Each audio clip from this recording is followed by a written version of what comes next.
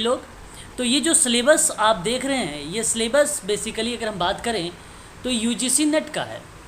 और unit number 2 में आप देखिए ध्यान से, सामाजिक स्तरीकरण के बारे में यहाँ पे चर्चा की गई है कि जो सामाजिक स्तरीकरण है इसके कॉन्सेप्ट के बारे में हमें जानना है, इसकी परिभाषा से बेसिकली ज़्यादा प्रश्न आता है।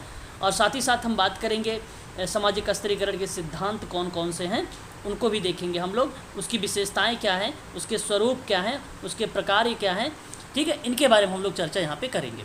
तो ये यूजीसी नेट और एमपी सेट का सिलेबस है। बट अगर मैं एमपीपीएससी की बात करूँ, यूनिट नंबर आप सेकंड देख रहे हैं एमपीपीएससी में, इसमें अगर मैं जिक्र करता हूँ आप लोगों से, तो देखिए समाजीकरण के अंतर्गत सामाजिक स्तरीकरण दिया गया है।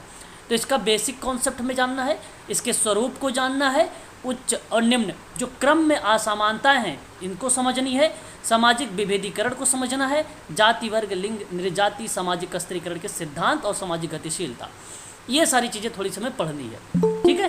तो ये चीज़ें हम ध्यान रखेंगे। अच्छा, यूजीसी नेट में अगर हम बात करें तो ये जो उच्च और निम्न क्रम की बात की गई है यहाँ पे असमानता को, ये इसको समझना जरूरी है। और ये जो है परिभाषा को रिलेट कराता है, ये जो है परिभाषा को रिलेट कराता है, इससे पेपर में सवाल आता है यूजीसी नेट में। बाकी ये सारी चीज़ें आपको ध्यान रखना है, ठीक है। चलिए बात करते हैं, हमारा आज का टॉपिक है ये। और 6:30 जो क्लास आप सबकी होती है वो एमपीपीएससी की है, और 8:30 जो क्लास होती है बेसिकली वो यूजीसी नेट और एमपी सेट की ही है। कॉमन टॉपिक जो है वो बेसिकली आपकी शाम की क्लास में चल रही है। तो चलिए ध्यान दीजिएगा आप लोग मेन बातों पर सभी लोग।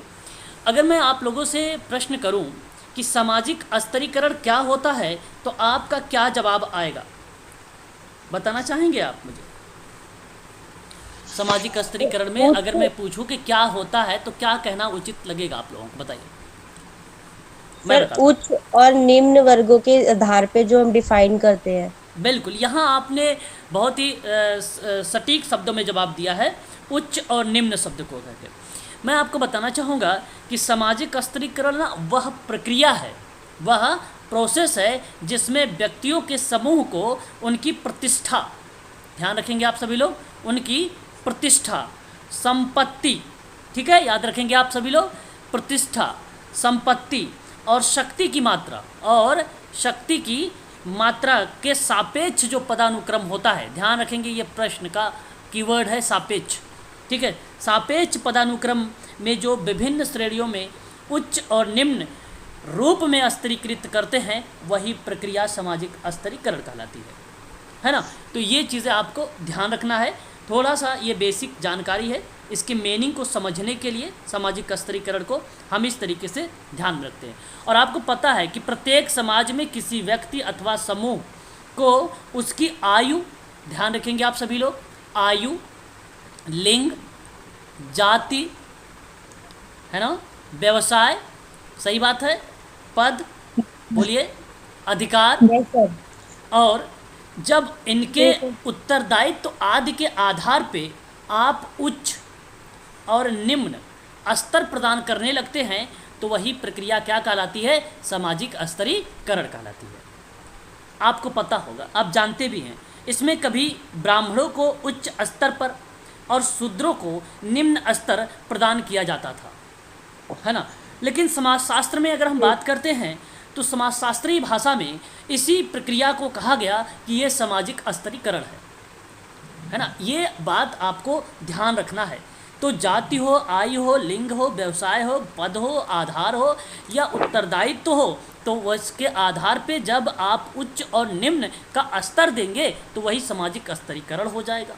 एग्जाम्पल के तौर पे एक आप अभी बताया ना आपको कि ब्राह्मण को उच्च स्तर पर पहले समझा जाता था और शूद्रों को निम्न स्तर समझा जाता था, वह प्रक्रिया बनती है समाजशास्त्र की भाषा में सामाजिक स्तरीकरण।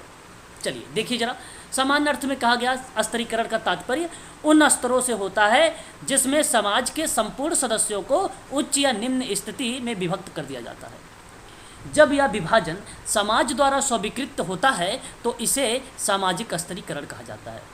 इस प्रकार यह स्पष्ट है कि सामाजिक स्तरीकरण का आशय समाज के सदस्यों का क्रमबद्ध विभाजन, देखिए ध्यान रखिएगा, यहाँ सापेक्ष बोला हूँ और एक बात और बता रहा हूँ आप लोगों को, अभी बताऊँगा ये सारी चीज़ किसने बोला है, क्रमबद्ध विभाजन।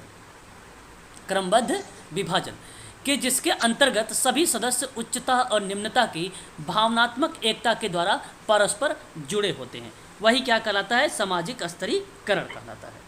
ये आपको ध्यान रखना होगा, ठीक है। अच्छा, आगे देखते हैं, और भी चीज़ें हमें मिलेंगी। तो स्तरीकरण का विचार व्यक्त करते हुए अमेरिकन सुप्रसिद्ध समाजशास्त्री टालकाट पार्सन्स महोदय का नाम आता है।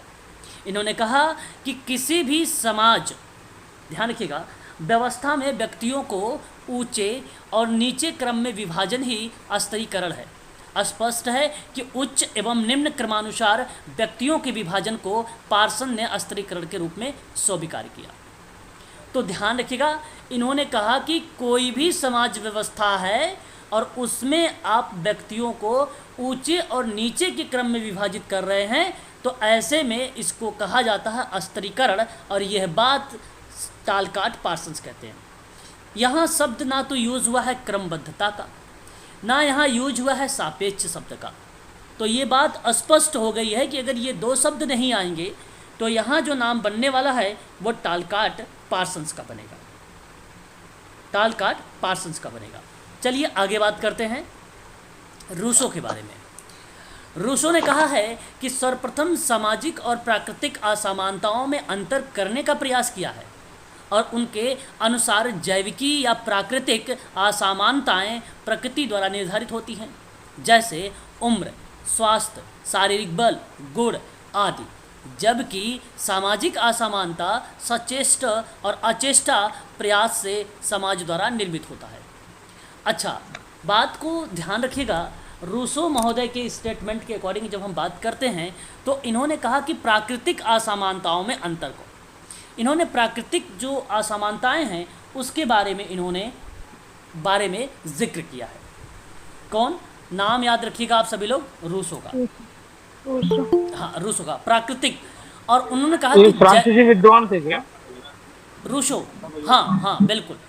तो इन्होंने कहा कि जैविकी या प्राकृतिक असमानताएं जो होती हैं वो प्रकृति निर्धारित करेगी, वो नेचर निर्धारित करेगा, मनुष्य यानी व्यक्ति नहीं निर्धारित करेगा, नेचर। और जैसे ही आपको प्राकृतिक और जैविक शब्द मिलेगा ना, आप रूसो लगा के चले आइएगा।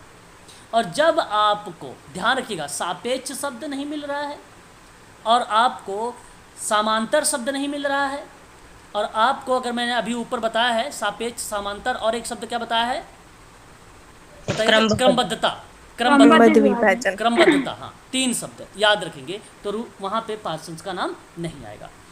लेकिन अगर मैं बात करूँ, जब समांतर विभाजन की बात करता है कोई या सापेक्ष की कोई बात करता है, तो नाम आप ध्यान रखेंगे रेमंड मुर्रे, रेमंड मुर्रे का नाम। तो सामाजिक स्तरीकरण में समाज का उच्च और निम्न सामाजिक इकाइयों में विभाजन करने वाला कोई अगर व्यक्ति था तो वो समांतर तरीके से रेमंड मुर्रे थे।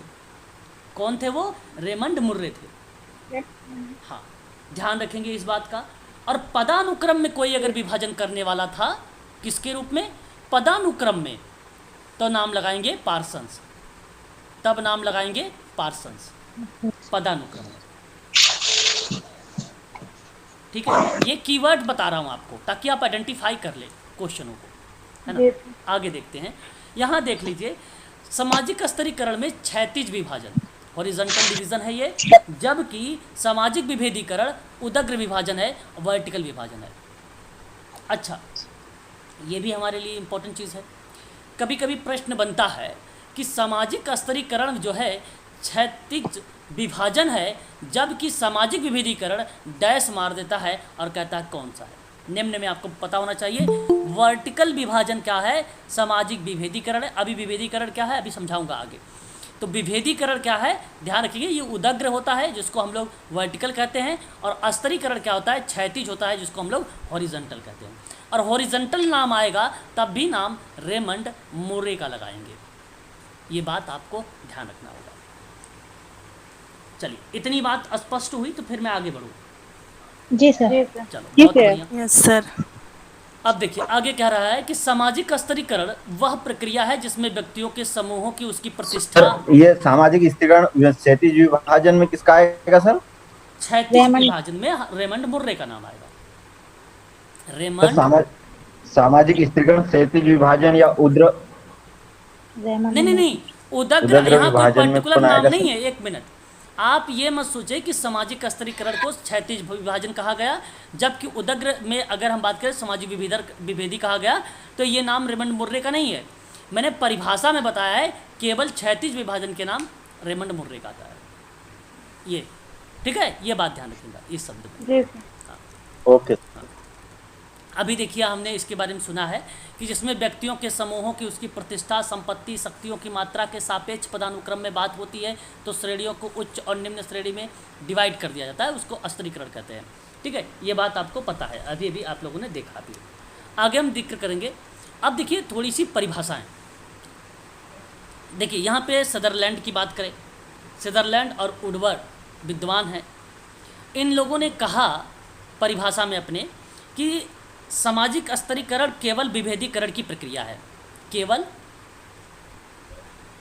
कीवर्ड बताइए, बता रहा हूँ, आप लोग उसको ध्यान रखेंगे सभी लोग। केवल विभेदीकरण की प्रक्रिया है। अच्छा, अब बात को ध्यान रखिएगा। सामाजिक विभेदीकरण क्या हो? वर्टिकल है। क्या है? वर्टिकल है, उदग्र है ना, उदग्र है। अच्छा ठीक है, दो बातें क्लियर हुआ। ये परिभाषा बता रहा हूँ। तो सदरलैंड और वुडवर्ड ने कहा कि सामाजिक स्तरीकरण जो है वो बेसिकली केवल विभेदीकरण की प्रक्रिया है, जिसमें कुछ व्यक्तियों को दूसरे व्यक्तियों की तुलना में उच्च स्थिति प्राप्त होती है। क्या प्राप्त होती है? जिसमें कुछ व्यक्तियों को दूसरे व्यक्तियों की तुलना में उच्च स्थिति प्राप्त होती है, वही सामाजिक स्तरीकरण होता है। जरा परिभाषा देखेंगे तो आपको समझ में आ जाएगा। देखिए, स्तरीकरण साधारण शब्दों में वह अंतःक्रिया अथवा विभेदीकरण की प्रक्रिया है जिसमें कुछ व्यक्तियों को दूसरे व्यक्तियों की तुलना में उचित स्थान प्राप्त होता है, उसे सामाजिक स्तरीकरण कहते हैं। ये परिभाषा सदरलैंड और वुडवर्ड की है। सिंपल परिभाषा है, बड़ा ही इजी परिभाषा है। स्तरीकरण की परिभाषा बहुत ही सरल है ना। आगे रेमंड मुर्रे की नाम सामाजिक स्तरीकरण में उच्च और निम्न सामाजिक इकाइयों में क्रमगत विभाजन की बात करता है। ये इम्पोर्टेंट है, ये पेपर में आया हुआ सवाल है, इसको आप ध्यान रखेंगे। क्रमगत विभाजन की बात करेंगे तो रेमंड मुर्रे का नाम आता है। रेमंड मुर्रे का नाम आता है। दो परिभाषाएं क्लियर हो गई? जी सर। ओके, अब देखिए जब क्रमबद्ध विभाजन जिसमें संपूर्ण समाज को उच्च और निम्न सामाजिक इकाई में विभक्त किया जाए, सामाजिक इकाई में विभक्त किया जाए, तब भी नाम रेमंड मुर्रे का ही आएगा, है ना।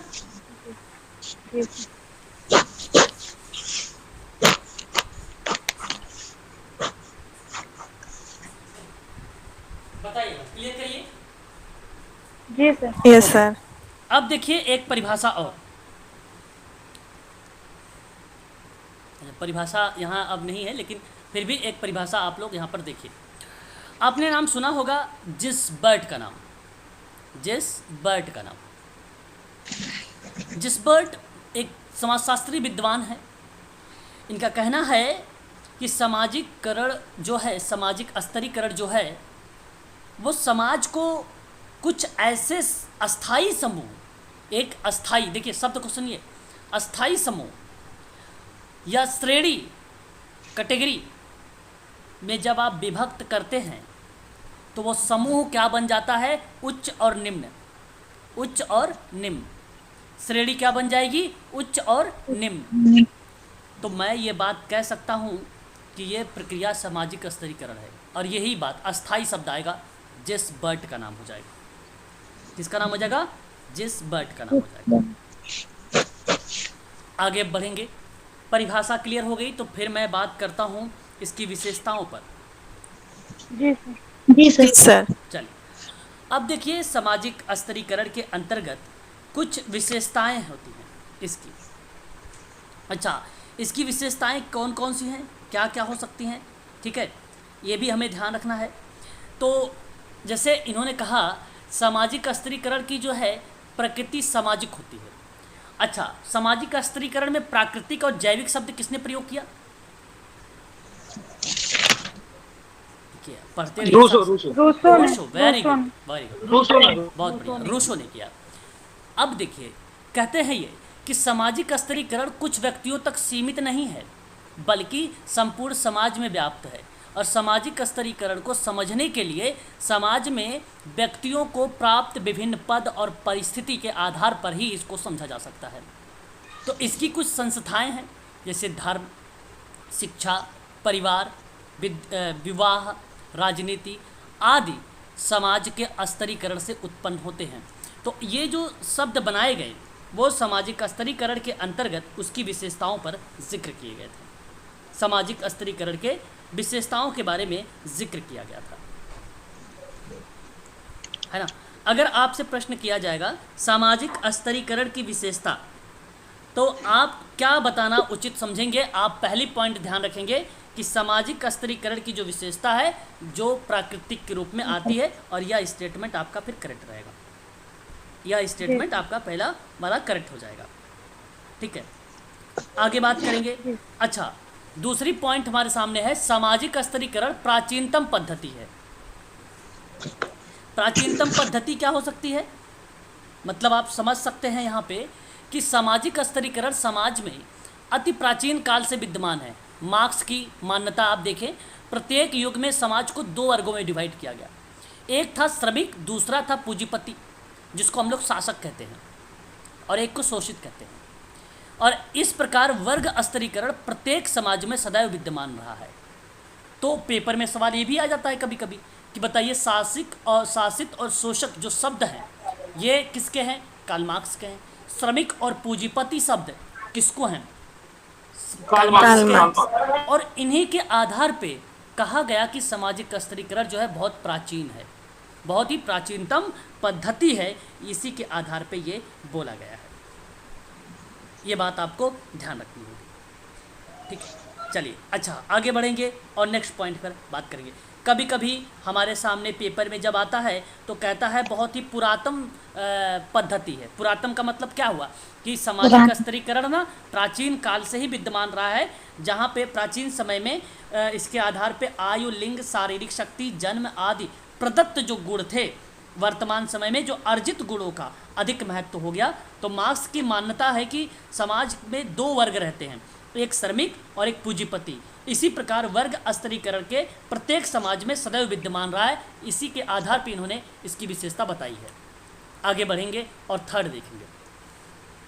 सामाजिक स्तरीकरण प्रत्येक समाज में पाया जाता है। इसका मतलब आदिकाल से अगर मैं बात करूं, आज तक कोई भी ऐसा समाज नहीं जिसमें स्तरीकरण ना पाया गया हो।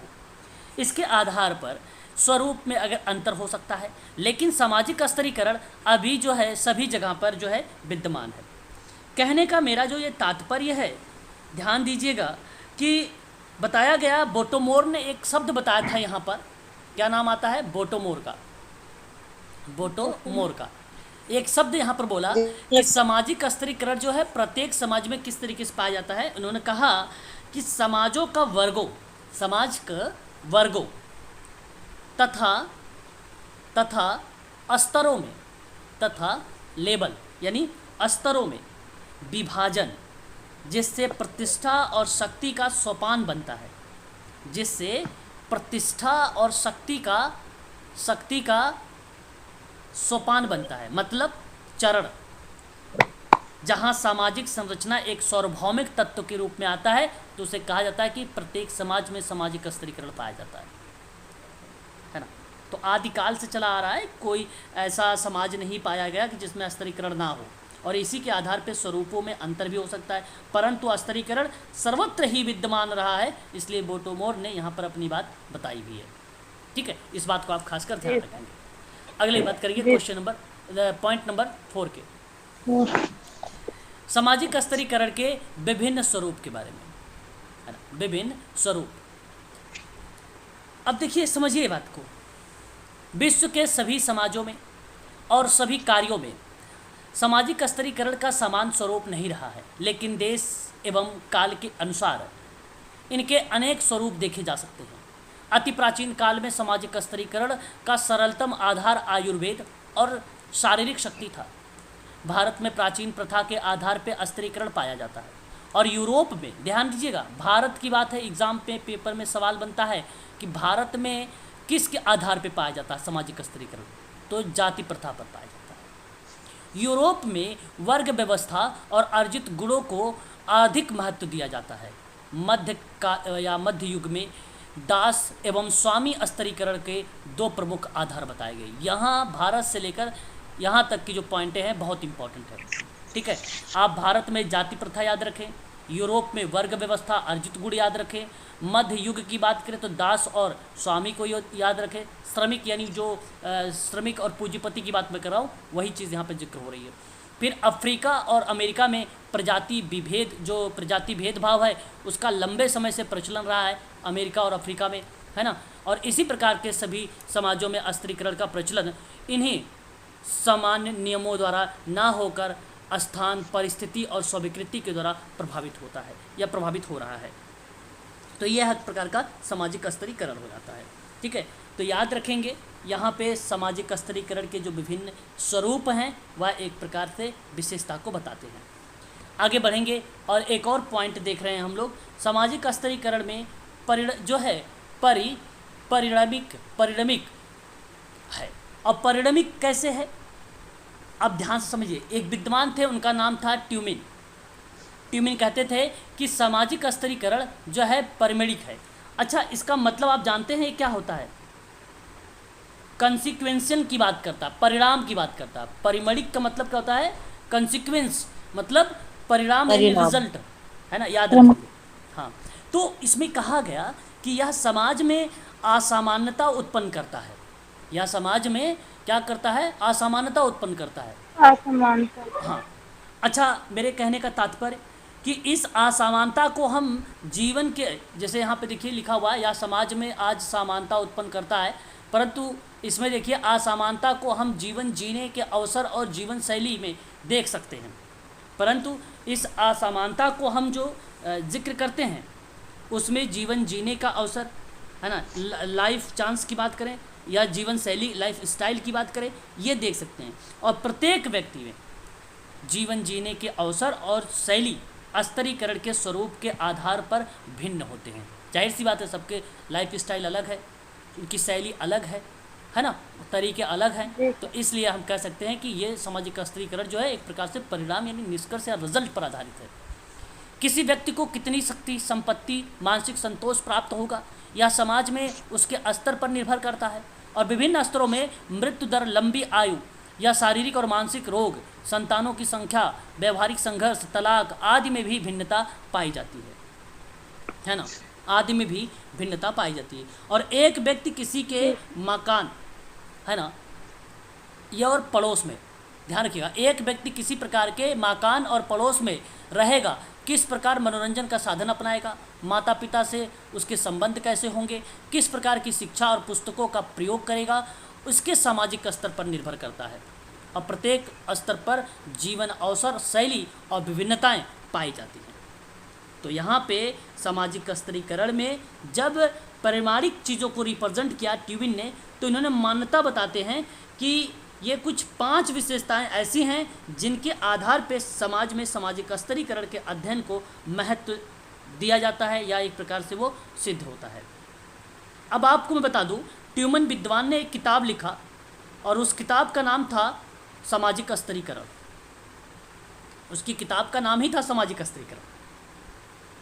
और जब इन्होंने इस किताब को लिखा तो उन्होंने कहा कि सामाजिक असमानता के संस्थागत पद्धति के बिना कोई समाज कठिनता से ही जीवित रह सकता है। और इसी दृष्टिकोण में व्यक्ति के समाज में सामाजिक स्तरीकरण के कार्यों और उसकी महत्व को समझाना आवश्यक समझा। जिस तरीके से आप लोगों ने लघु समुदाय के 4 मुख्य विशेषताओं के बारे में जानते हैं, ठीक उसी प्रकार से ट्यूबिन के बारे में भी आपको पता होना चाहिए कि सामाजिक स्तरीकरण में 5 कौन कौन से ऐसी उनकी विशेषताएं हैं जो इन्होंने परिणामों को लेकर बातचीत किया है। नंबर 1 आप लोग नोट कर लीजिएगा। एक था सर, एक बुक किसने लिखा था सामाजिक स्तरीकरण का? सामाजिक स्तरीकरण का ट्यूमिन, यहाँ पे मैं नोट करता हूँ, ट्यूमिन, ठीक है। इनका विशेषता जब इन्होंने बताया तो इन्होंने 5 शब्दों का यूज किया था, 5 विशेषताएं बताई थी और उन्हीं विशेषता के आधार पर समाज में स्तरीकरण का अध्ययन करना उनका सिद्ध हुआ था। पहला यह था आवश्यकता की पूर्ति, ध्यान रखिएगा। दूसरी जो शब्द था अधिक कार्यों का प्रोत्साहन, अधिक कार्यों का प्रोत्साहन, ये दूसरी पॉइंट थी। ठीक है, क्लियर हो रहा है ना? जी सर। तीसरा जो था सर। सामाजिक संघर्षों की, सामाजिक संघर्षों से रक्षा। चौथा जो था मनोवृत्तियों का निर्धारण, मनोवृत्तियों का निर्धारण। ठीक है, और एक लास्ट पॉइंट आप नोट कर लीजिए, मनोवृत्तियों का निर्धारण हो गया, आवश्यकता के पूर्ति, अधिक कार्यों का प्रोत्साहन, सामाजिक संघर्षों की रक्षा, मनोवृत्तियों का निर्धारण और शक्ति का संतुलन, शक्ति का संतुलन। ये 5 ऐसे शब्द रहे हैं जिन इन 5 शब्दों को इन्होंने जिक्र किया था। ठीक है, तो इन बातों को आप लोगों को ये ट्यूमेन ने किया था ना सर? जी ट्यूमेन ने सामाजिक स्तरीकरण का बिल्कुल बिल्कुल 5 शब्दों का जी। अब इनका ये कहना है कि सामाजिक असमानता की एक संस्थागत पद्धति के बिना कोई समाज कठिनता से ही जीवित रह सकता है, इनका कहना है। तो वर्तमान युग में अगर मैं बात करूं, मनुष्य की आवश्यकताएं इतनी अधिक हैं कि वह उन्हें अकेले ही पूरा नहीं कर सकता। व्यक्ति और समाज की आवश्यकता तभी पूरी हो सकती है जब समाज में श्रम विभाजन, जो दुर्खिम का है, विशेषीकरण और उत्पादन के साधन उत्पन्न व्यवस्था में हो। तो स्तरीकरण ना व्यक्ति की अपनी योग्यता में वृद्धि करने की प्रेरणा को देकर नए नए आविष्कार और व्यवहार को जो है ढंग, जो व्यवहार के ढंग है उनको काम में लाने के लिए मोटिवेट करना। तो इसीलिए कहा गया कि सामाजिक आवश्यकताओं की पूर्ति हो पाती है। और अधिक कार्यों को प्रोत्साहन देना, स्तरीकरण में ना व्यवस्था व्यक्ति को इस बात का विश्वास दिलाती है कि वह अपनी योग्यता और कुशलता में जितनी अधिक वृद्धि करेगा वह अपनी भूमिकाओं को उतने ही अच्छे ढंग से पूरा करेगा, है ना। इसलिए अधिक प्रोत्साहन पर ये बल देता है। और फिर उसके बाद सामाजिक संघर्ष की रक्षा, इसका मतलब ये हुआ कि सामाजिक स्तरीकरण व्यक्तियों की संघर्षों से बचाकर उन्हें एक दूसरे का सहयोगी बनाता है। तो समाज में यदि सभी व्यक्तियों की परिस्थिति और अधिकार समान हो जाएं तो व्यक्ति अपनी योग्यता और कुशलता को देखे बिना उस अधिकार को पाने के लिए संघर्ष कर सकता है ना, जिससे वे बिल्कुल योग्य नहीं होगा। तो इसलिए कहा गया कि सामाजिक संघर्षों की रक्षा भी होनी चाहिए। फिर मनोवृत्तियों का निर्धारण, मतलब यहाँ आपसे बताऊँ, एक विद्वान थे ओल्सन, क्या नाम था उनका? ओल्सन। आपने नाम पढ़ा होगा, मैंने सुनाया भी और आपको बताया भी है। ओल्सन ने मनोवृत्तियों ओल्सन, हाँ ओल्सन, ओल्सन, ओल्सन, आप ओल्सन भी कर लीजिए या ओल्सन कर लीजिए। तो इन्होंने कहा कि व्यवस्था प्रत्येक व्यक्ति को यह बनाती है कि समाज में उसकी परिस्थिति, अधिकार, कर्तव्य क्या है। इसी से व्यक्ति के विचार, मनोवृत्ति, व्यवहार का निर्धारण होता है। ये बात ओल्सन ने कहा था और इसीलिए कहते हैं कि मनोवृत्तियों का निर्धारण भी यहाँ पे सत्य होता है। शक्ति का संतुलन, तो सामाजिक रिपीट करना सर एक बार ये जी, रिपीट करना सर, ओल्सन ने क्या बताया?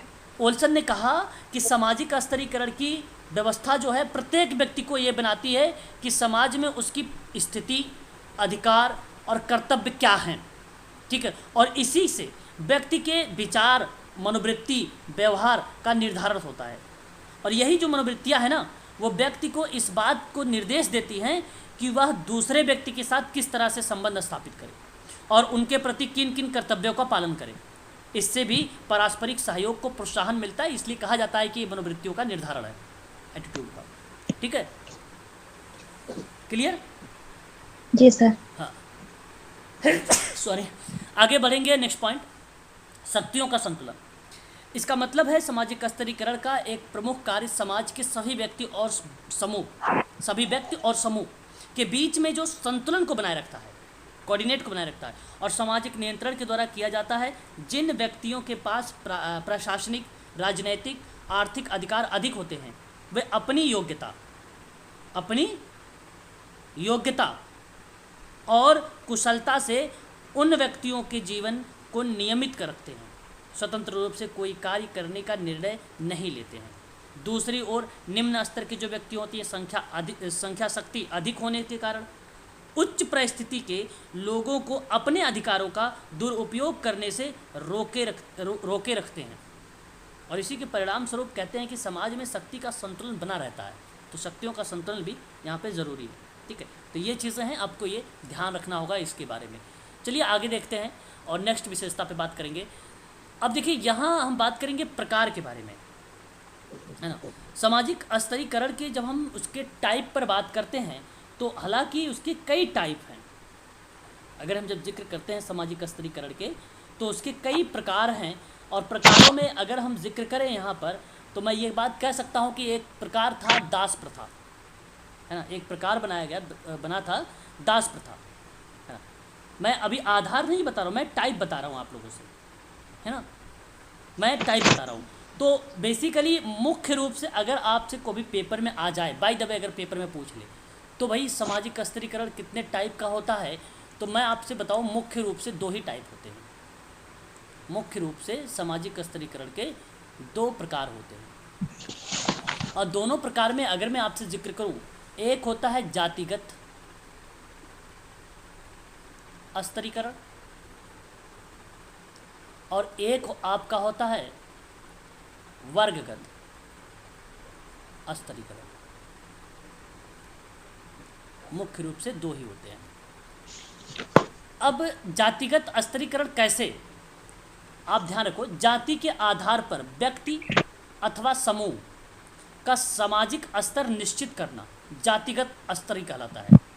और इसके अंतर्गत अगर हम बात करें तो हम ये बात कह सकते हैं ब्राह्मण, क्षत्रिय,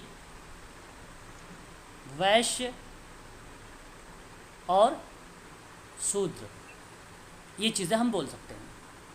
और जब बात करेंगे वर्ग स्तरीकरण के रूप में तो व्यक्तियों को उसकी योग्यता, व्यक्तियों की उसकी योग्यता, है ना, कुशलता, है ना, पद, अधिकार, कर्तव्य, क्लियर हो रहा है? सर। बताइए। सर। Yes sir. ओके, तो मैं आपसे कहता हूँ उसके पद, जब उनके आधार पे हम उसको उच्च और निम्न वर्ग में विभाजित करते हैं, उच्च और निम्न वर्ग में, तो हम कहते हैं भैया ये वर्गगत स्तरीकरण है। इसके उदाहरण पे अगर बात करें, पद के आधार पे आईपीएस ले सकते हैं आप, है ना। ऑफिसरों का उच्चतम और सिपाहियों का निम्नतम स्तर ले सकते हैं आप, है कि नहीं। ऑफिसर लोगों का क्या कर सकते हैं आप, उच्चतम ले सकते हैं, और जो सिपाही लोग हैं उनको आप निम्नतम में ले सकते हैं, निम्न में ले सकते हैं। तो ये वर्ग स्तरीकरण है। परंतु जब हम बात करते हैं यहाँ पर सामाजिक स्तरीकरण के टाइप में, तो दास प्रथा कहता है असमानता के चरम रूप में प्रतिनिधित्व करती है, जिससे व्यक्तियों के कुछ समूह पूर्ण रूप से अधिकारों से वंचित रखते हैं। अनेक स्थानों पर दास प्रथा का प्रचलन रहा है, किंतु प्राचीन समय में यूनान और रोम 18वीं और 19वीं शताब्दी में, प्राचीन समय में अगर हम बात करते हैं आप लोगों से, यूनान में तो 18वीं शताब्दी और रोम में 19वीं सदी, दक्षिण अमेरिका में इसका प्रमुख रूप से प्रचलन रहा। और एक व्यक्ति जिसे कानून और तथा दूसरे को संपत्ति मानता है। प्रत्येक दास का एक स्वामी होता है जिसके अधीन उसे रहना पड़ता है, और अधीनता विशेष प्रकार की होती है। स्वामी को दास पर शक्ति का प्रयोग करने की स्वतंत्रता होती है और दास स्वामी की संपत्ति होता है, और दास को कोई राजनीतिक अधिकार नहीं होते हैं। सामाजिक रूप से यह वंचित होता है तो दास को अनिवार्य रूप से श्रम करना पड़ता है।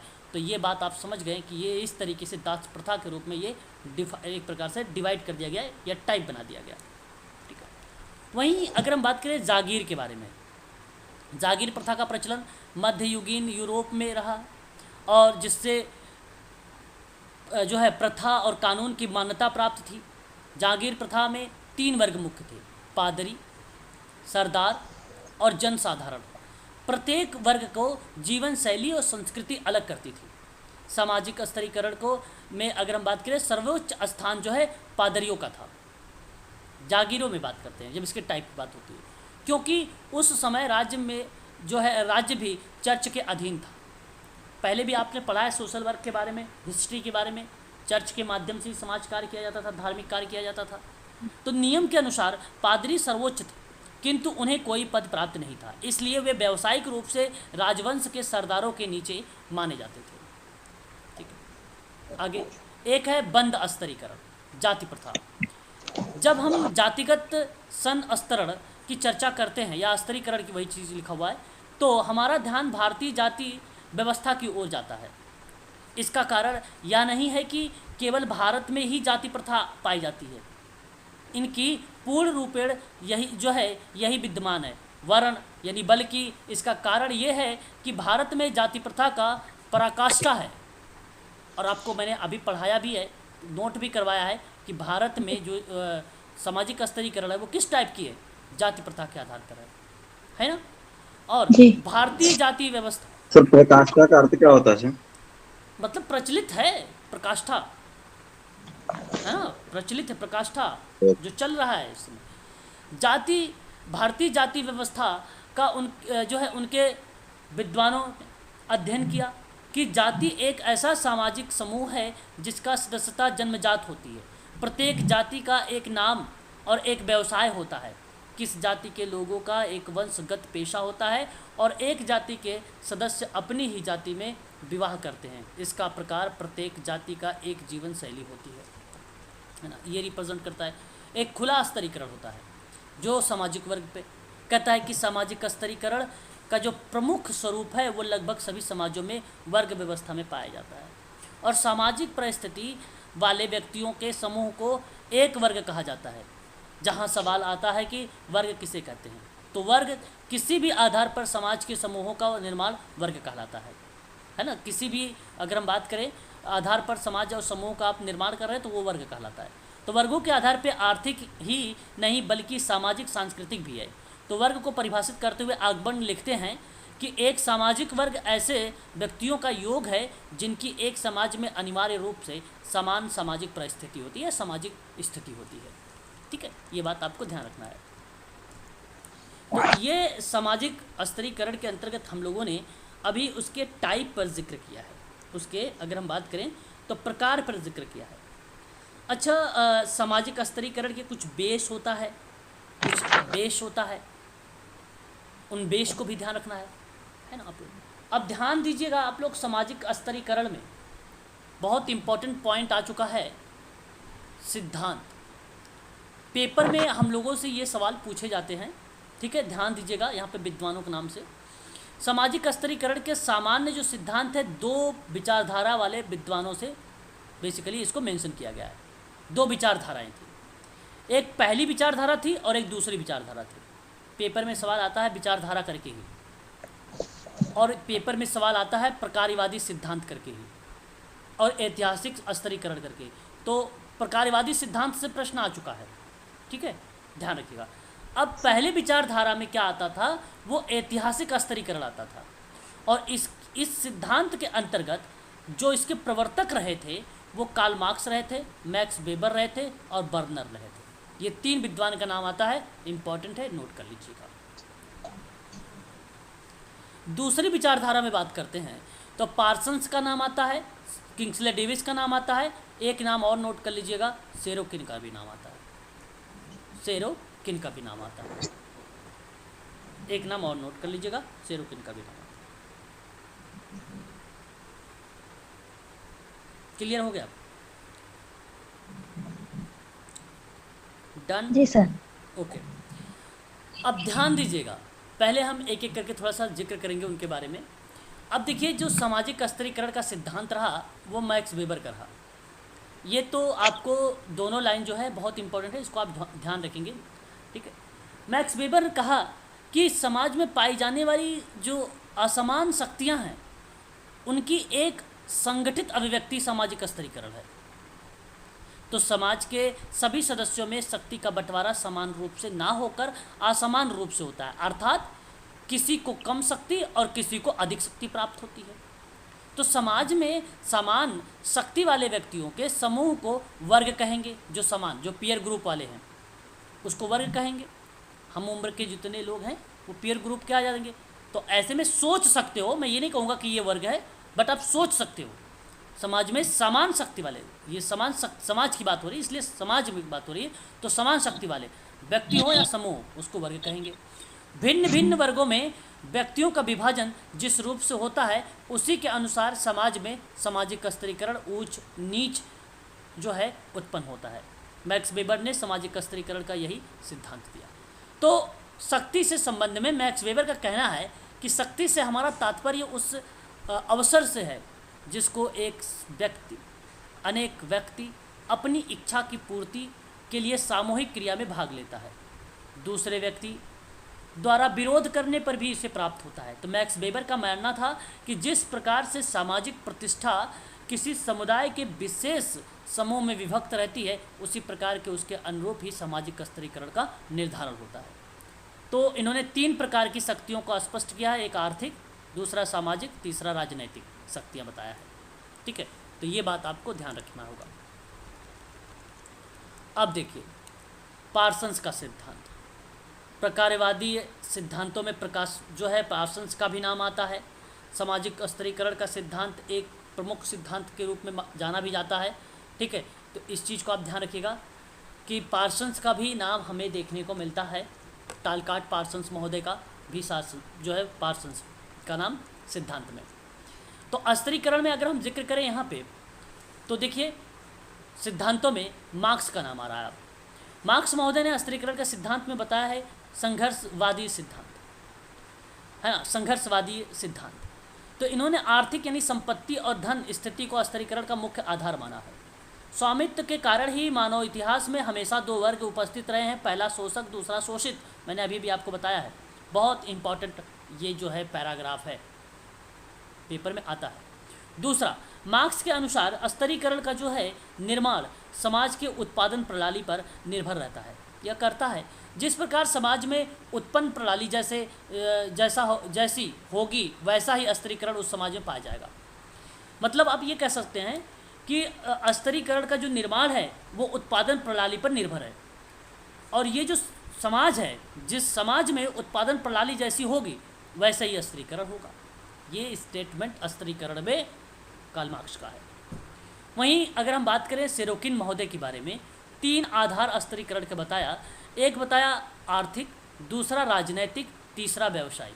यह आप ध्यान रखेंगे, सेरोकिन का नाम स्तरीकरण के सिद्धांत में सेरोकिन का 3 जो है इन्होंने स्तरीकरण का आधार बताया है, जो है आर्थिक, राजनीतिक और व्यावसायिक। राउफ डोरेनडॉर्फ का नाम बात करें स्तरीकरण में ये भी आएंगे। ठीक है, पहले विचारधारा वाले में। ठीक है, पहले विचारधारा वाले में तो इन्होंने अपनी एक किताब लिखा class and class conflict in industrial society, और इसमें इन्होंने कहा कि जो स्तरीकरण है वह मुख्य आधार उत्पादन के साधनों पर नियंत्रण होने या ना होने से है। इन्होंने स्वामित्व और नियंत्रण में विभेद किया और वर्ग संघर्ष पूंजीपति और सर्वहारा के बीच होकर सर्वहारा और सर्वहारा के बीच में नियंत्रण के मुद्दों पर होगा। मतलब देखिए, सर्वहारा और पूंजीपति ये शब्द अगर पेपर में आएगा तो कार्ल मार्क्स का नाम लगाइएगा। ये कार्ल मार्क्स की जो थ्योरी थी उसी थ्योरी की सामाजिक स्तरीकरण में राउफ डोरेनडॉर्फ ने इसकी क्या कर दी, आलोचना कर दी, है ना, आलोचना कर दी। तो ये बात ध्यान रखिएगा। दूसरी बात यहाँ पे क्लास एंड क्लास कॉन्फ्लिक्ट करके किताब है, इसका नाम भी आप लोगों को ध्यान रखना होगा जो पेपर में हम लोगों से पूछा जाता है। ठीक है, क्लियर है? Yes sir. हाँ, क्लास एंड क्लास। अच्छा, ये किताब अगर पूछा जाए कब आई है तब आपको ध्यान रखना होगा इस किताब के बारे में। सन 1957 में ये किताब जो है मेंशन किया गया था, 1957 में। चलिए आगे बढ़ते हैं। सर किसने लिखा इसको, क्लास एंड क्लास को? हाँ सर, ये राउफ डोरेनडॉर्फ ने। ठीक है, राउफ, हाँ यहाँ पे लिखा हुआ देखिए स्क्रीन पे, राउफ डोरेनडॉर्फ, है ना। क्लियर हो गया? Yes sir. ध्यान रखेंगे। और आगे बढ़ते हैं हम लोग इसी क्रम में, और भी चीज़ों के बारे में हम लोग जानेंगे। तो मैक्स वेबर ने अपनी एक किताब लिखा, उस किताब का नाम था इकोनॉमिक एंड सोसाइटी। इसी किताब को आपको बता दूं, the theory of social and economic organisation के नाम से भी जानी जाती है। और ये जो किताब थी वो किताब सन 1922 में आई थी, 1922 में आई थी। मैक्स वेबर की अगर बात करा जाए कब आई थी, तो 1922 में आई थी। इस चीज़ को आप नोट कर लीजिएगा।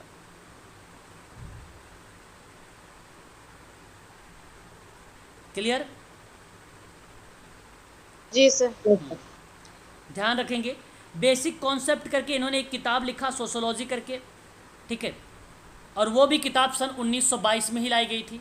इस चीज़ को भी आप ध्यान रखेंगे, ठीक है, सन 1922 में ही आई थी। अब हम बात करते हैं नेक्स्ट पॉइंट पर। कहते हैं कि जिस प्रक्रिया के द्वारा समाज में समूह निर्माण होता है उसी द्वारा स्तरीकरण को भी निर्मित किया जाता है। वेबर ने समाज में समूह निर्माण के 3 आधार बता दिए थे, वर्ग, परिस्थिति, दल। और वेबर ने परिस्थिति के तात्पर्य परिस्थिति समूह से है, जिन्होंने जैसे उन्होंने परिस्थिति मतलब जाति को बताया था, स्टेटस को जाति बताया था। चलिए आगे बढ़ेंगे और नेक्स्ट पॉइंट की बात करेंगे, आंद्रे बेते के बारे में। नाम तो आप लोगों ने सुना ही होगा आंद्रे बेते के बारे में, अभी तो मैंने आप लोगों से जिक्र भी किया था, ठीक है, क्लियर? Clear sir. तो यहाँ अगर हम बात करें, आंद्रे बेटे ने एक किताब लिखा कास्ट, क्लास एंड पावर। और ये जो बुक आई आंद्रे बेटे की, ये किताब आई सन 1965 में, 1965 में। और उस समय 1965 में वेबर के द्वारा प्रदत्त दृष्टिकोण के आधार पर स्तरीकरण के चर्चा करते थे, उस पर चर्चा हुआ। आंद्रे बेटे ने तमिलनाडु के श्रीपुरम गांव में इन्होंने अध्ययन किया और उस समय इन्होंने बताया कि सामाजिक स्तरीकरण के 3 आधार होते हैं। एक होता है जाति, दूसरा वर्ग, तीसरा शक्ति, ठीक है। ये सारा इम्पॉर्टेंट पॉइंट है, इसको आप सभी लोग ध्यान रखिएगा, पेपर में हम लोगों से पूछा जाता है ना। याद रहेगा कि नहीं याद रहेगा बताइए? जी सर, याद रहेगा। ठीक है, याद भी रखना होगा, ज़रूरी है हम सबको ये ध्यान रखना, ठीक है। जी सर। आगे बढ़ते हैं और नेक्स्ट पॉइंट बात करेंगे। हम सभी लोग जो है सामाजिक स्तरीकरण के अंतर्गत हम लोग जिक्र करेंगे किंग्सले डेविस और विल्मट मुर्रे के बारे में, ठीक है, विल्मट मुर्रे के बारे में। तो इसके अंतर्गत अगर मैं आप लोगों से जिक्र करता हूँ तो इन्होंने, मुर्रे महोदय ने बताया अपनी किताब में कि सम सिंपल्स, यहाँ बेसिकली सम प्रिंसिपल्स होगा, सम प्रिंसिपल्स ऑफ स्ट्रेटिफिकेशन। और जो ये स्ट्रेटिफिकेशन थी, ये किताब एक आई थी, और ये किताब जो थी रेमंड मुर्रे के बारे में थी और किंग्सले डेविस, दोनों मिलकर दिए थे। ध्यान रखिएगा, यह किताब 1945 में आई थी, 1945 में लाया गया था। और ये किताब में पेपर आता है तो कहेगा निम्न में से कौन सा नहीं था, सॉरी हाँ, अगर आपसे पूछेगा निम्न में से कौन सा नहीं था तो उसमें एक ऑप्शन लिख देगा और एक ऑप्शन लिख देगा उपरोक्त में से कोई नहीं, ठीक है, किसी अदर विद्वान का नाम लिख के। ध्यान रखिएगा, इसमें 2 विद्वान हैं, और या तो डेविस का नाम आएगा या तो विल्मट मुर्रे का नाम आएगा। मैं आपको बता दूं, सबसे ज़्यादा इंपॉर्टेंट पूछे जाने की जो संभावना है वो किंग्सले डेविस का, क्योंकि जो है विल्मट मुर्रे के बारे में सभी लोगों को पता है और इस किताब में कि यही है, इस किताब के जो है लेखक है, परंतु इनके बारे में बहुत कम लोग जान रहे हैं, इसलिए मैं कह रहा हूँ इनको ध्यान रखें आप सभी लोग। बल्कि तो मुर्रे का नाम याद ही है आपको, है ना, ये तो मुख्य है ही है। तो इन्होंने प्रकारवादी दृष्टिकोण के आधार पर स्तरीकरण का चर्चा करते हुए सामाजिक स्तरीकरण में मानवीय समाजों में पाया गया। समाजीकरण जो स्तरीकरण है वो सभी मानवीय समाजों में पाया जाता है। डेविस ने ये चीज़ें के बारे में जिक्र किया। अब बात करते हैं पार्सन्स के बारे में। देखिए, वेरी मोस्ट इम्पॉर्टेंट शब्द है हमारे सामने। मूल्य सहमति की बात आएगा, पार्सन्स का नाम आता है। मूल्य मैत्रित्व की बात आएगी तो पार्सन्स का नाम आता है। इस चीज़ों को आप लोगों को जो है ध्यान रखना पड़ेगा। तो स्तरीकरण यहाँ पे कहा गया आधार माना कि उन्होंने जो है कार्यवादियों के इस बात को स्वीकार किया कि समाज के महत्वपूर्ण पदों को विशेष व्यक्तियों को रखा जाता है, जिन या इन पदों को प्राप्त करने के लिए कुछ मूल्य होते हैं जिस पर संपूर्ण समाज की सहमति होती है। जो इस मूल्यों के आधार पर कार्य करता है उनकी समाज में परिस्थिति उच्च और उसे विशेष प्रतिफल मिलता है, एवं जो इससे अलग कार्य करता है उसे प्रतिफल नहीं मिलता है। इस तरह मूल्य सहमति के आधार पर समाज का स्तरीकरण कर दिया टालकाट पार्सन्स ने। ठीक है, इधर देखिए विशेषताएं हैं, विशेषताओं के बारे में मैंने अभी आप लोगों से जिक्र भी कर दिया है ना, विशेषताएं आपको पता हैं, अभी अभी मैंने जिक्र किया है आप लोगों से। ठीक है, अब देखिए सामाजिक स्तरीकरण के कुछ महत्व यानी उसके कार्यों को लेकर। व्यक्ति के पॉइंट ऑफ व्यू में अगर हम बात करेंगे तो आवश्यकता की पूर्ति में सहायक, शक्ति संतुलन, सहयोग को बढ़ावा, मनोवृत्ति का निर्धारण और व्यक्ति की परिस्थिति की भूमिका का निर्धारण, उत्तरदायित्व की भावना, ये था व्यक्तियों के लिए। अभी अभी मैंने आप लोगों से एक विद्वान का नाम भी बताया था, आप लोगों को अगर याद होगा तो बहुत अच्छी बात है। बताया आपको मैंने 5 विशेषताएं आप लोगों को बताई थी। ट्यूमेन सर। ट्यूमन, वेरी गुड। उनकी विशेषताएं जो हैं सामाजिक स्तरीकरण के जो इम्पोर्टेंस हैं, जो फंक्शंस हैं, जो उनके कार्य हैं, उसको कुछ रिप्रेजेंट करते हैं, कुछ प्रस्तुत करते हैं। जैसे मनोवृत्ति का निर्धारण हो गया, आवश्यकता की पूर्ति हो गया, है ना, ये क्या करते हैं उसका रिलेट करते हैं, इस चीज़ को आप ध्यान रखेंगे। समूह के लिए महत्व की बात करें तो समूह में कहा कि श्रम विभाजन होगा, अनावश्यक प्रतिस्पर्धा एवं संघर्ष की रक्षा, सामाजिक संबंधों का निर्माण, सामाजिक प्रगति, सामाजिक मानदंडों का पालन करने की प्रेरणा। ये समूहों के लिए इंपॉर्टेंस बताया गया सामाजिक स्तरीकरण में। ये पर्टिकुलर केस वर्क के पॉइंट व्यू में था, ये ग्रुप वर्क के पॉइंट ऑफ व्यू में था। ठीक है, ये बात ध्यान रखिएगा। बात करते हैं हम लोग आगे। लमले एक विद्वान का नाम है। ठीक है, लमले एक विद्वान का नाम है। इसके आधार पे जब हम लोग बात करते हैं तो सामाजिक स्तरीकरण में इनका भी नाम विभेदीकरण में हमें देखने को मिलता है। ठीक है, ध्यान रखेंगे, इनसे भी पेपर में हम लोगों से क्वेश्चंस पूछा जा सकता है। ठीक है, अच्छा, तो इन्होंने कहा कि विभेदीकरण से तात्पर्य है उस प्रक्रिया से जिसमें विभिन्न व्यक्ति विभिन्नता उत्पन्न करते हैं, जिन्हें एक साथ रखने पर ऑर्केस्ट्रा के विभिन्न वादकों की तरह एक पूर्णताया समन्वय युक्त संपूर्ण की रचना होती है, वही विभेदीकरण होता है, वही विभेदीकरण होता है। ये भी ऑर्केस्ट्रा क्या होता है सर? ऑर्केस्ट्रा यहाँ पे जैसे आपने सुना होगा, जैसे कोई एक प्रकार से नहीं होता ऐसा नृत्य शादी ब्याह में ऑर्केस्ट्रा याद है सब डांस और नृत्य गाना एक मंच होता है। ऑर्केस्ट्रा को आप ये कह लीजिए, है ना, नृत्य एक जो है रंगमंच होता है ना, तो ऑर्केस्ट्रा उसको जो है एक प्रकार से संबोधित करता है। तो वहीं पे बोला गया कि उसमें विभिन्न वादक होते हैं, उन वादकों की तरह पूर्णता समन्वय युक्त संपूर्ण की रचना होती है, उन सब में कोऑर्डिनेट बना रहता है। जैसे यहाँ पे एक एग्जांपल दिया गया ना कि अगर कोई चीज़ें होती है, जैसे कोई सॉन्ग वगैरह चल रहा होता है तो उसमें कई म्यूज़िक, कोई तबला बजा रहा है, कोई कुछ बजा रहा है ना, तो उसका एक लय बना होता है जो सबसे रिलेट कर रहा होता है। ठीक उसी प्रकार से उन्होंने कहा कि वो विविधीकरण हो रही है, समन्वय युक्त जहाँ पे वहाँ पे कोऑर्डिनेट बन रहा है सबके अंदर, वही चीज़ें यहाँ पर जो है एक प्रकार से रिलेट कराता है। ठीक है, ये बात आप लोगों को ध्यान रखनी होगी। बताइए एक बार, क्लियर हुआ? जी सर। हाँ, इन चीज़ों को आपको ध्यान रखना होगा। बेसिकली ये जो शब्द आप देख रहे हैं EFE लमले का नाम, ये सामाजिक नियंत्रण में एक समाज शास्त्रीय विद्वान के रूप में बड़े ही फेमस पर्सन है। इनका नाम आप लोग ज़रूर ध्यान में रखेंगे, सोशल कंट्रोल में। ठीक है, चलिए आगे हम जिक्र करते हैं और भी कुछ बिंदुओं पर बातचीत करते हैं। जैसे सोशल कंट्रोल जी, किसका नाम बताया सर आप? इन्हीं का जो आप देख रहे हैं सर यहाँ पे FE लमले ओके, सोशल कंट्रोल।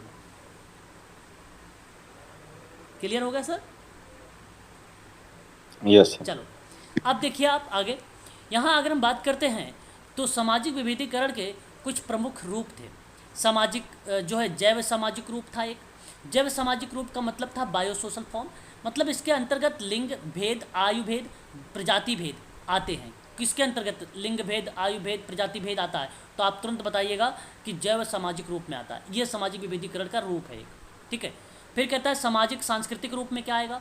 इसके अंतर्गत धर्म आता है, जाति आती है, संस्कृति आता है, रहन सहन आता है, व्यवहार आती है, प्रथा आता है आदि के आधार पर एक समूह के दूसरे से भिन्नता का अध्ययन किया जाता है, तो उसको सामाजिक सांस्कृतिक रूप में देखते हैं।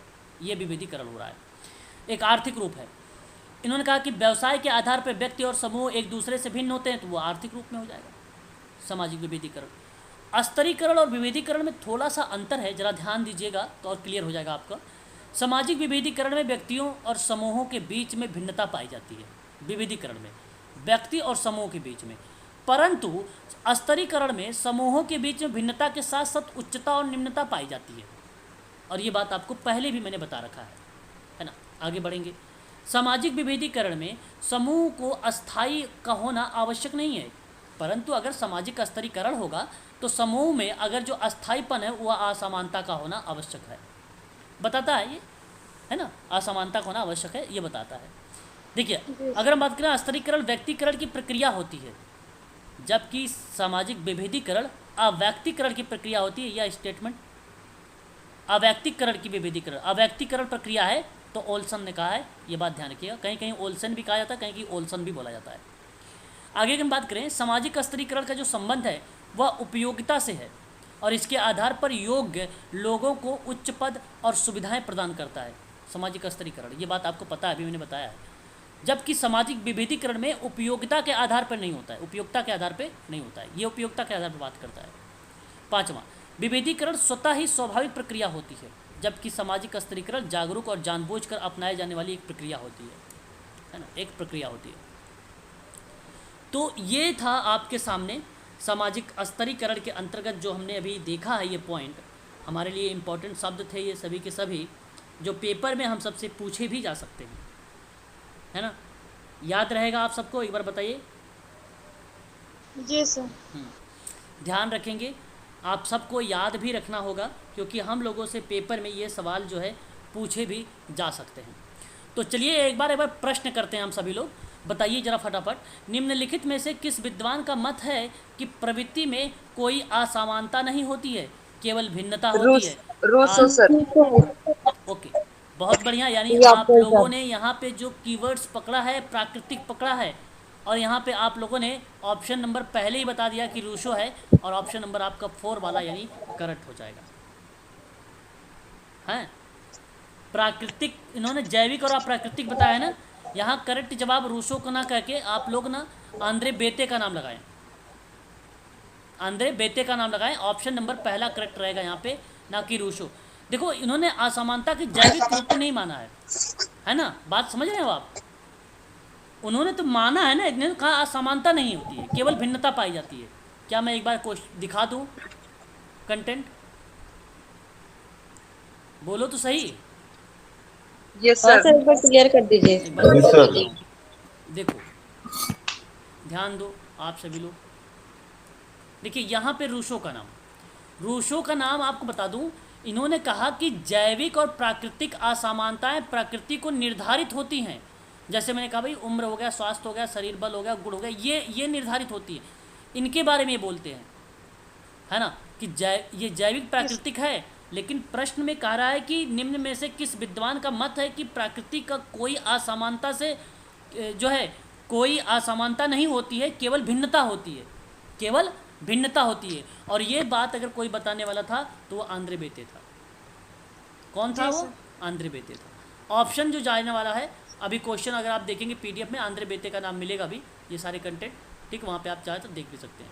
यहाँ पर आप देखिए क्वेश्चन नंबर 2, दूसरा सवाल है, स्तरीकरण के मुख्यतः अध्ययन किया जाता है। बताइए कहाँ अध्ययन किया जाता है? परिस्थिति पर, सामाजिक न्याय पर, कि सामाजिक व्यवहार पर, या सामाजिक असमानता पर? बताओ। सर, असमानता पर। D sir. सामाजिक असमानता का, बिल्कुल। यहाँ आपका जो जवाब जा रहा है सामाजिक असमानता का, ऑप्शन नंबर आपका डी करेक्ट हो जाएगा। बताइए जरा एक बार यहाँ पर कि समाज में, ठीक है, समाज में, समाज के विभिन्न समूहों को बीच में उच्च और निम्नता के आधार पर विभाजन किसने किया? सामाजिक दूरी, सामाजिक इसका भी डी है सर। सामाजिक स्तरीकरण डी सर।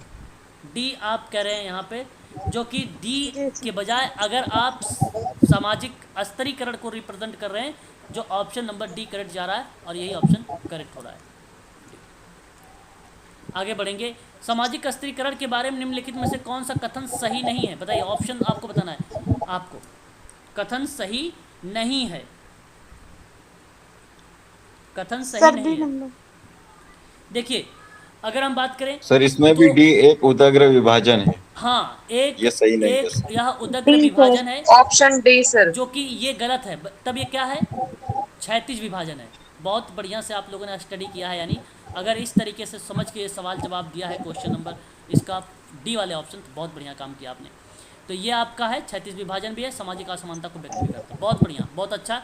अगला सवाल, निम्नलिखित में से कौन सा सामाजिक स्तरीकरण का आधार नहीं है? प्रतिष्ठा, शक्ति, बौद्धिक कुशलता और सहयोग और संघर्ष। बताएं। बौद्धिक कुशलता। सहयोग और संघर्ष नहीं है मैम, सहयोग बल्कि और संघर्ष। प्रतिष्ठा, शक्ति और बौद्धिक कुशलता है, जो कि ऑप्शन नंबर डी आपका यहाँ पे सही जाएगा। ये सामाजिक स्तरीकरण का आधार नहीं है, याद रखेंगे। जी सर। अगला सवाल देखिए। अच्छा, ये सवाल आपका यहीं पे समाप्त हो गया, ठीक है। तो ये थे सवाल इतने, मैंने कुछ सवाल लिया। अच्छा, 36 विभाजन किसने किया है? रेमंड मुरे सर। रेमंड मुर्रे ने किया है, बिल्कुल सही बात, सही बात, गुड। चलिए, इस तरीके के जो प्रश्न हैं, ठीक है, आगे आने वाले टाइम में हम और भी प्रश्नों को जिक्र कर लेंगे, ठीक है। तो इतनी चीज़ें आप लोगों को ध्यान रखना है। आज के लिए बस इतना रखते हैं। 8:30 पर हम लोग क्लास को ज्वाइन करेंगे। सामाजिक स्तरीकरण का जो टॉपिक था ये आपका यहाँ पे समाप्त हो गया है, ठीक है। क्लियर? जी सर। ये सब कोई डाउट